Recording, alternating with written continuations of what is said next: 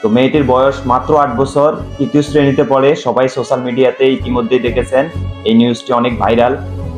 তো গতকালকেই চাঁদপুর থেকে সেই কুমিল্লার যেই ঘটনার যে দর্শক মানে যেই মেয়েটিকে ধর্ষণ করেছে, মাত্র 8 বছরের একটা মেয়ে, 8 বছরের একটা মেয়েকে এভাবে নির্লজ্জ, এই বেহায়াপনা জাতি যে মানুষ যে এত নির্লজ্জ হতে পারে।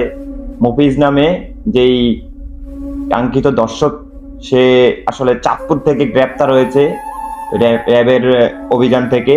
তো সবাই অবশ্যই ঘটনাটি ভিডিও স্ক্রিনে দেখতে পাচ্ছেন। তো আমাদের আসলে বলার মতো ভাষা হারিয়ে ফেলেছি।